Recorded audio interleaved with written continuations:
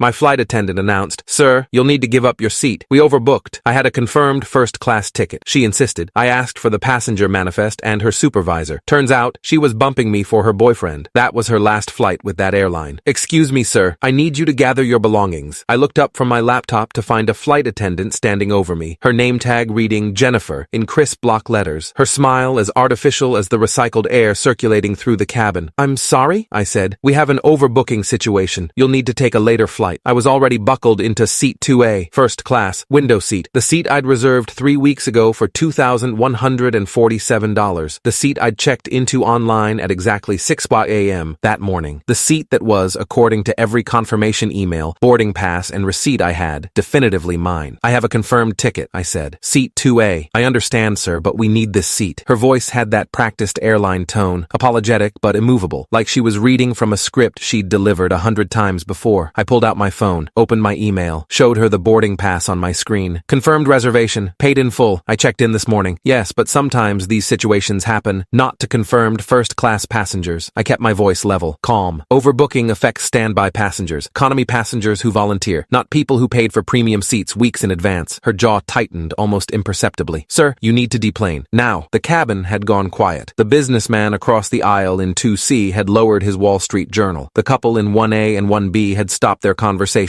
Even the flight attendant in the galley had paused her pre-flight checks to watch. "I'd like to speak to your supervisor," I said. "That won't be necessary." "It absolutely is. Because I'm not moving until someone explains why a confirmed paid passenger is being removed from a flight." Jennifer's smile vanished completely. "Sir, if you don't comply voluntarily, I'll have no choice but to call security and have you removed." "Then call security." I settled back into my seat. "And call your supervisor. I'll wait right here." I'd been flying for work for 15 years. Commercial litigation attorney, specializing in aviation law and passenger rights cases. I'd argued cases before the Department of Transportation. I'd negotiated settlements with every major airline in North America. I'd written 3 published papers on consumer protection in the airline industry, which meant I knew exactly what Jennifer was trying to do, and I knew it was completely, utterly, illegally wrong. Airlines overbook. That's standard practice. They sell more tickets than seats because statistically, a certain percentage of passengers don't show up. When everyone does show up, they offer compensation to volunteers who'll take a later flight. Vouchers, upgrades on future flights, sometimes cash, but they don't forcibly remove confirmed passengers from premium cabins. Not without cause, not without compensation, and definitely not without following very specific DOT regulations that Jennifer was currently violating. I'd boarded United Flight 2847 from Seattle to Chicago at 2:17 p.m. The plane was a Boeing 737-900, configured with 16 first-class seats, 30 premium economy, and 112 standard economy seats. First